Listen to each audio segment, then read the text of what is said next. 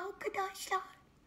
Bugün sizlere bu loş ortamda güzel şamdanımın yanından mum ışığımla sesleniyorum.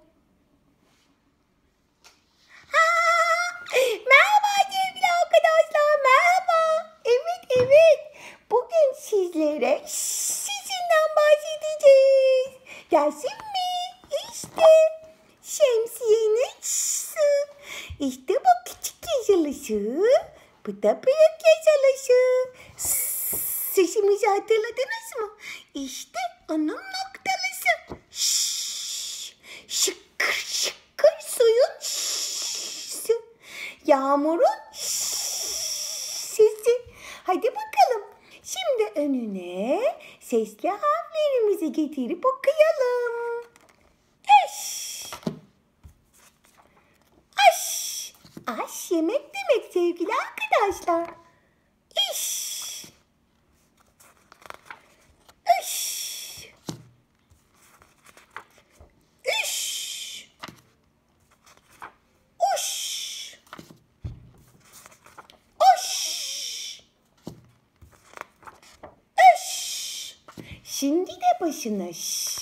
Sonra sesli harflerimiz gelsin. Şa. Şe. Şı. Şi. Şu. Şu. Şu işte şu. Şo. Ş. Şimdi de üç sesimizden oluşan hecelerimizi okumaya ne dersiniz? Şak, şak. Benim bir şakşağım var. Bakın. Hadi bakın ses çıkartıyor. Bakın. Şak. Yapamadık. İşte şak. Şak. Gördünüz mü sevgili arkadaşlar? Çok güzel bir oyuncaktı. Siz de bence edinmelisiniz.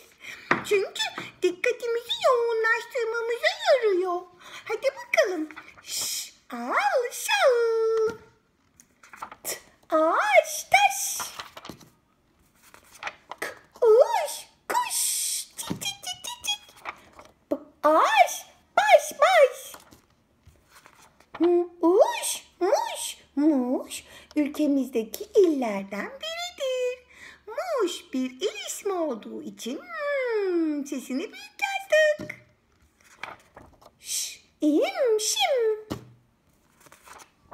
İş diş. Üş düş. Düş rüya. Boş.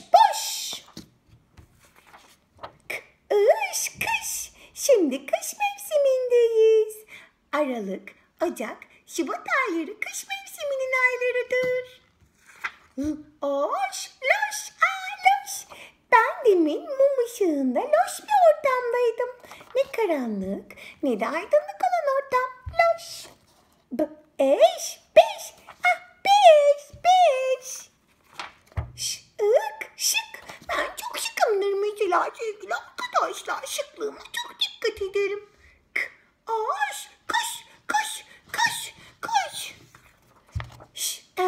Şen. Mutlu demek şen. Neşeli. Bakın ne geliyor. Neşeli. Eş anlamlılar. Neşeli ve şen. Şimdi de sözcüklerimizi okuyoruz. Demin başladık. İlk sözcüğümüz neşeliydi. Hadi okumaya devam edelim. Işık. Kuşak. Koşu. Şaka. Ben şaka yapmayı çok seviyorum mesela. Başlık. Döşek. Barış. Hep barış olsun sevgili arkadaşlar. Hiç savaş olmasın. Atatürk'ümüz ne demiş? Yurtta barış, dünyada barış. Şelale. Bakın 4 ses ama tek bir hece.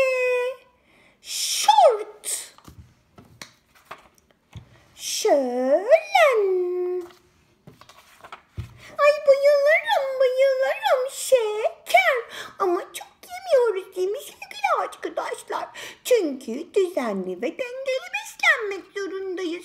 Hem şeker dişlerimiz için de çok zararlı. Kaşık. Bakın sevgili arkadaşlar, bu benim bir arkadaşımın adı. Sınıf arkadaşım. Şeyma. Özel isim, baş harfini büyük yazdık. Merhaba Şeyma'cığım, merhaba. Seni öpüyorum.